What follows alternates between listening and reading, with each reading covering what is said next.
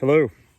This video is a combination of a couple different topics coming together. One is just kind of a tribute to a dear friend of mine who passed away well over a decade ago. Passed away around this time of year. His birthday was also around this time of year. And so around this time, I'm always thinking about him and the adventures that we had when we were in high school together. We had kind of this bond that we might go into the Navy SEALs together. Like we would challenge each other to train and possibly get ready to do that. And, we would go on runs together. We would do push-ups and sit-ups and all that kind of stuff. We would practice different fighting techniques.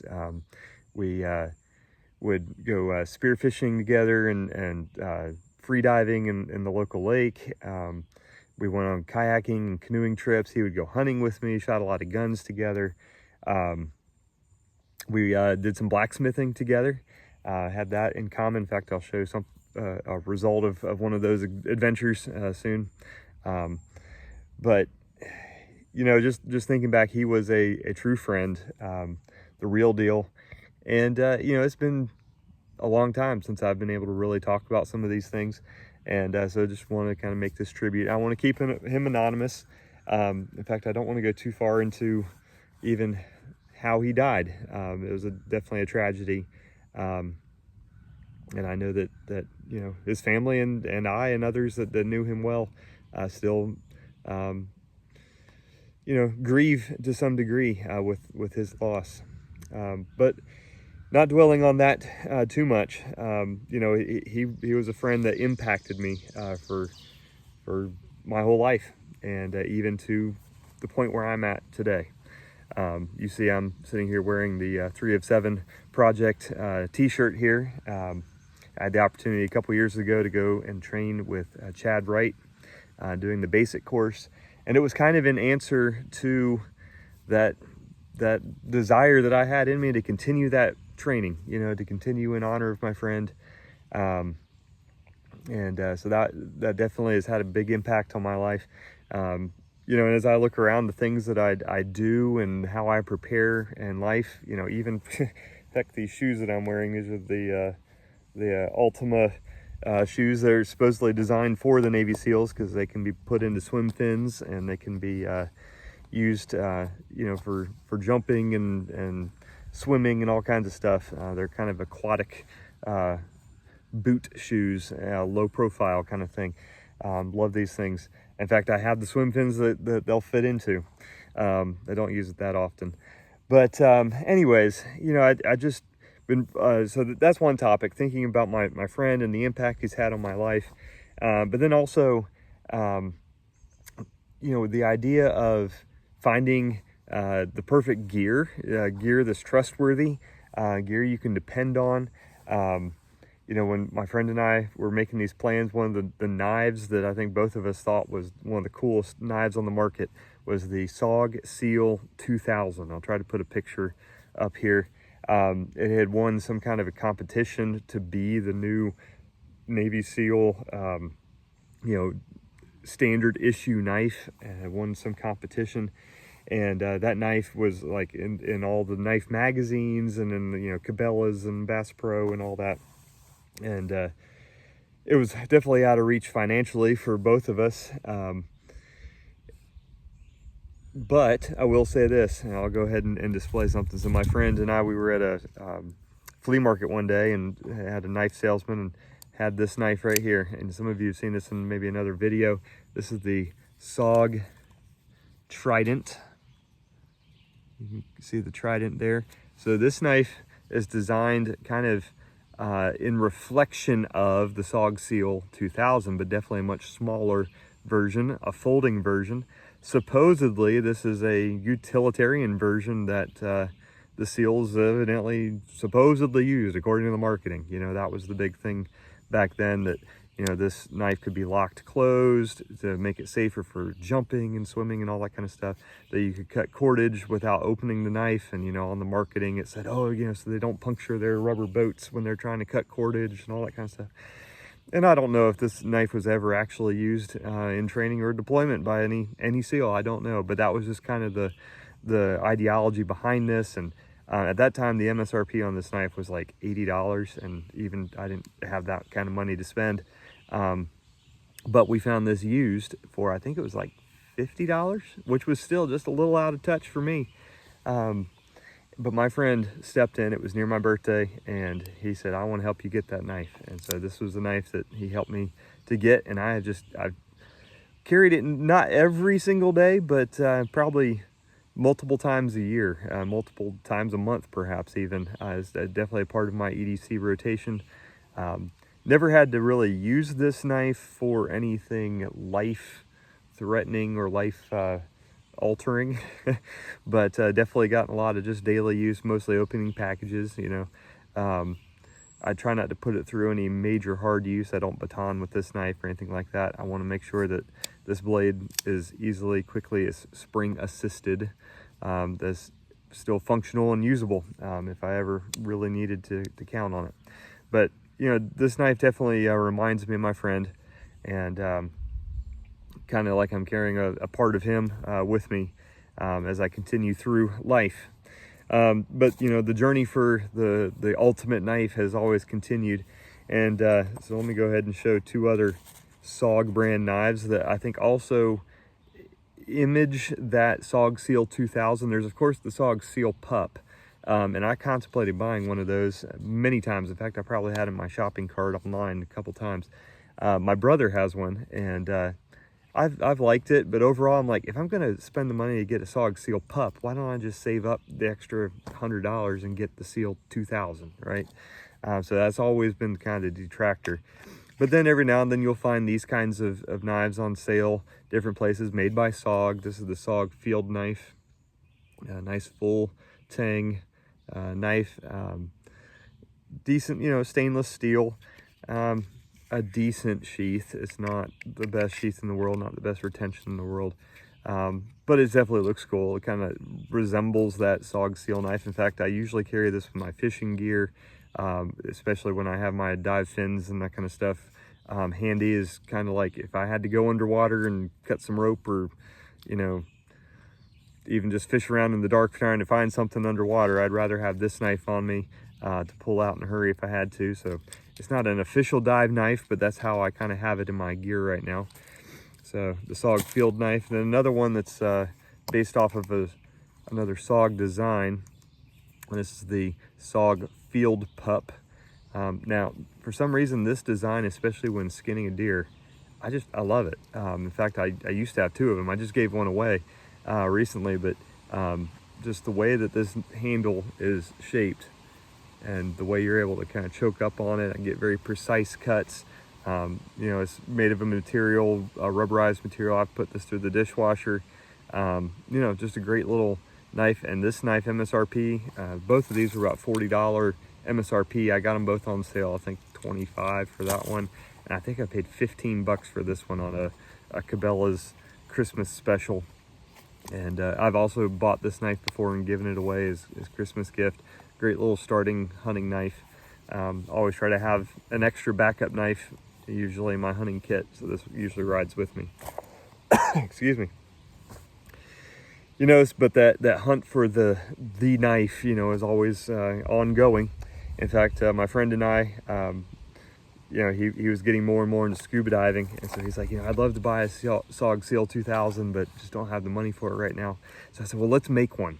So I had just gotten into knife making, and I said blacksmithing earlier. I've done a little bit of that, but this is more recycling already processed high carbon steel. So this steel came off of a big circular saw blade from a logging sawmill.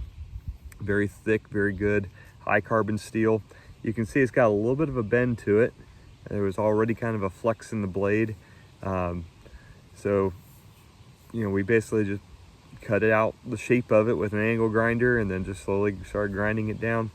And then the blade, or handle, sorry, is actually off of a weed trimmer. It's a weed trimmer handle that was stretched, and then we inserted some 100% silicone down in the sides, and it's pretty rock solid. There's no rivets or anything like that. It's just in there, and there's like a little swell right here, so it would take a serious act to get it. I mean, you could cut this handle off if you absolutely had to, but even there, like the tang width is so wide, you could just wrap some cordage around it and keep on rolling.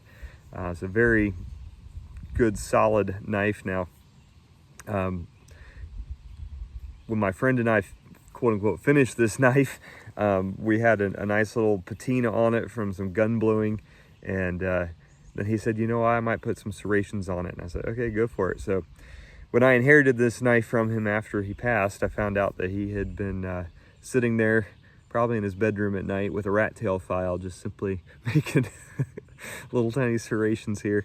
He had a little serration here on the back side. I don't know what his ultimate goal, whether he was trying to go all the way down the back of the blade or not.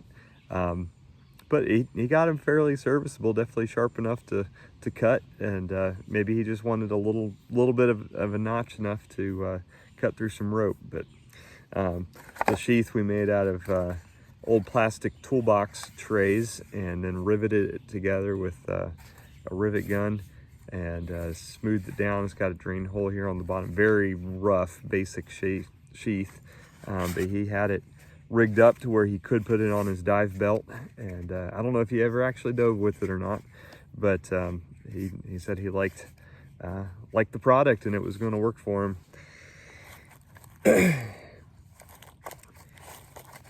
Some of you have seen some of my other videos. Kind of my EDC, especially coming out of COVID, was this blade, and this is a Tops brand blade. I believe this one was designed by a former Navy SEAL. I know they have a lot of former Special Forces guys at Tops that design knives, but the cool claim to fame with this knife, this one was actually, this knife itself was reviewed by Gideon's Tactical, and I purchased it from Aaron Malone at Gideon's Tactical through eBay a couple years ago, and this became my EDC. And I love this knife. I still use it. The only issue I have with it is just over time, it just feels heavy. It's very thick, and the handle is very bulky. Now, that's not so bad when you're talking about using it, and it's fairly comfortable. And I love when I'm actually doing like different tasks, like skinning a deer and that kind of thing, because it's blocky, bulky, like it sits differently in the hand. So again, I love this knife. But when it comes to concealing this knife as an EDC fixed blade, I did notice my clothes were always catching on this little metal pommel here. It just felt kind of odd up against my body. So I was always kind of on the lookout. All right, let's see if there's something better out there. And so then, and it happened to be Aaron Malone at Gideon's Tactical posted a discount code for SOG Pillar.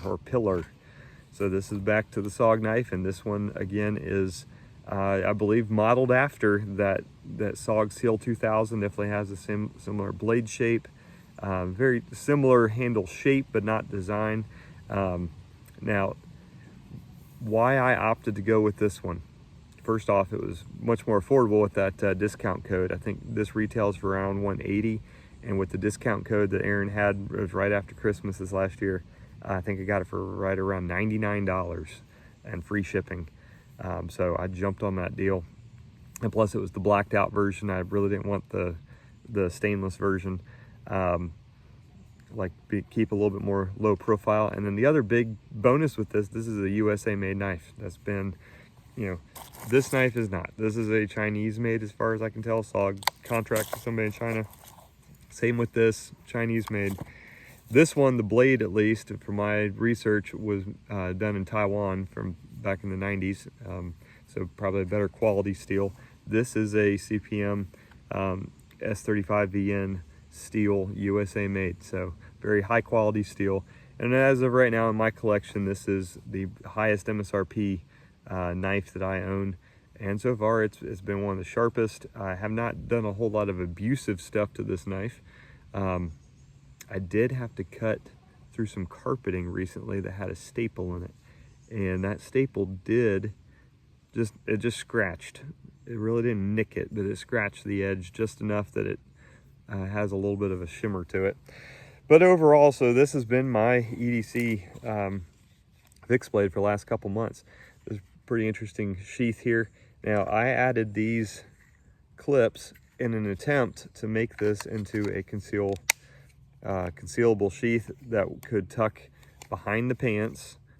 These would go over the belt, and then the shirt could actually tuck in to where it would be fully concealed. And it is functional in that way. I'm not going to say it's comfortable in that way.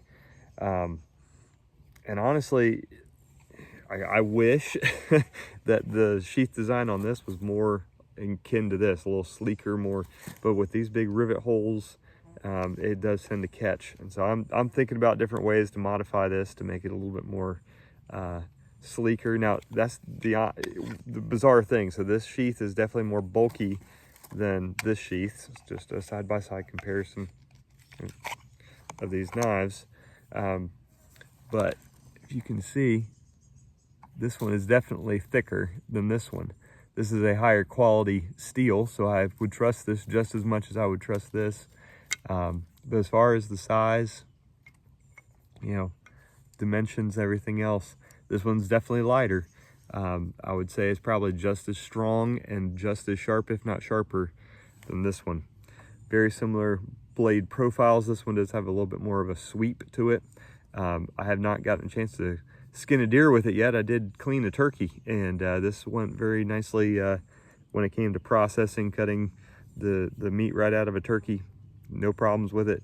You know, the handle didn't get too slick, and I was able to hold on to it all the way through the process. This one tends to get a little bit slick, so maybe I need to roughen up the handle. I don't know.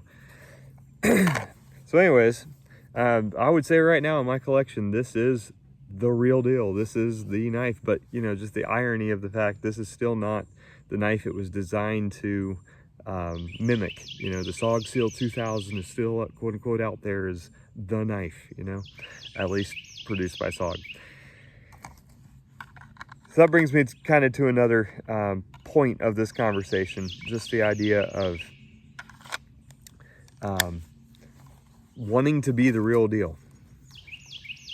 It's not wrong to want to be like the real deal. You know, to emulate something or someone,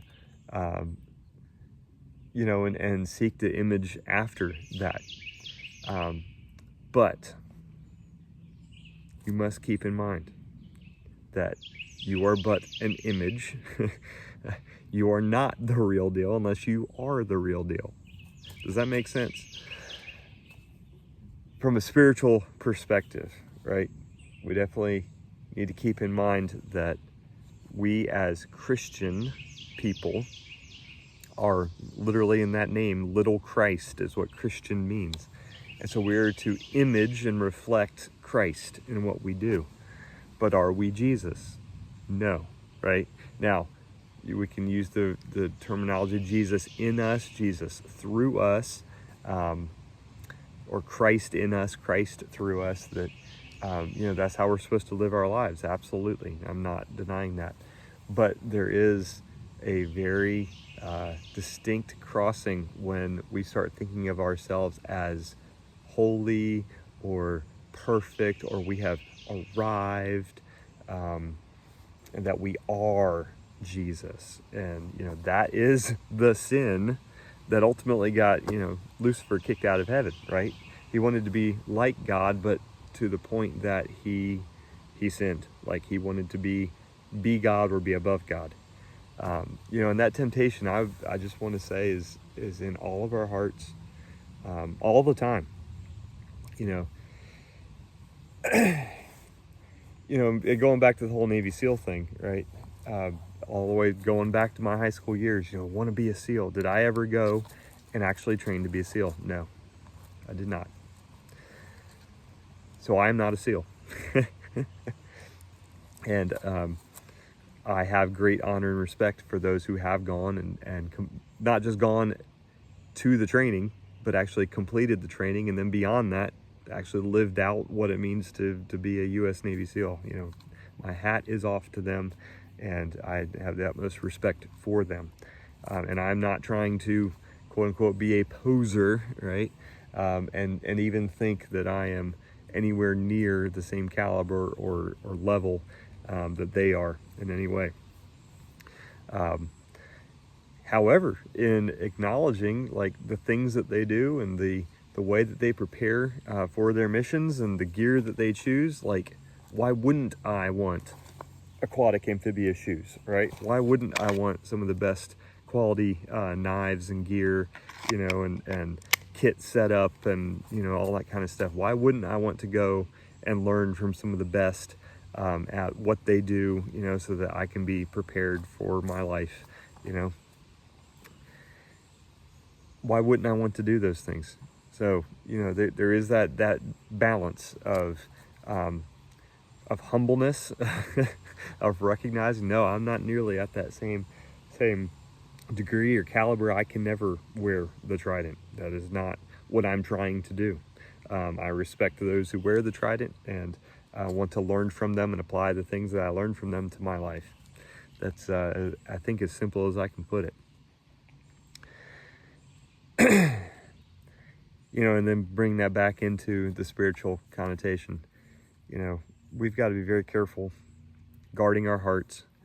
You know, God tells us in Micah 6:8, act justly, love mercy, walk humbly with your God. He has shown you, a man, what is good, to act justly, to love mercy, to walk humbly with your God. You know, and if we just focus so much on the justice and mercy aspect and forget about the walk humbly, well, we've lost the ability to know what justice is.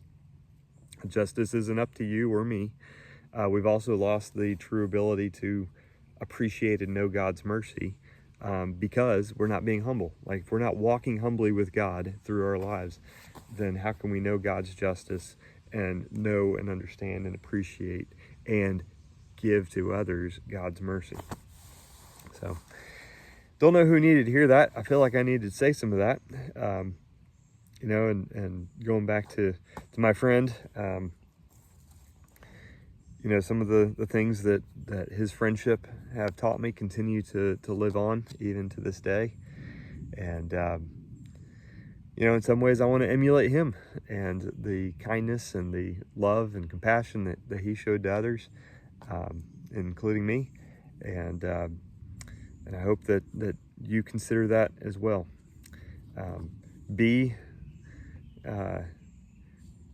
You know, it's okay to want to be like the real deal. Maybe I can say it that way. Just remember that you're not. Give credit where credit is due, right? Credit belongs to the Lord alone. So, thanks for sticking with me. And sorry I don't do all the gear, you know, codes and all that kind of stuff, but go watch Gideon's Tactical. He's got a lot of codes that come up. He follows a lot of these brands really well. And I'm not trying to sit here and say that SOG is the absolute best knife brand in the world. It just happened to be kind of the iconic one when I was growing up, and so I've definitely kind of stuck with it and followed it. But there are actually other knife brands out there that I'm interested in also. In fact, I'll add one other thing. You know, I found out that a lot of the Navy SEALs and Special Warfare guys really like Winkler knives. And Winkler knives is actually not too far away from where I live, and it's within a couple-hour drive. And I do hope to go there one day and actually buy one of their knives. I've actually never gotten to, maybe I have. I've seen a few up close, but I don't know if I've actually held one. But the one that I want is very similar in design to this, but it costs about 3 times as much as this one does MSRP. So, you know, definitely gonna have to work my way up to that. But there again, hope for the best, prepare for the worst. Take care.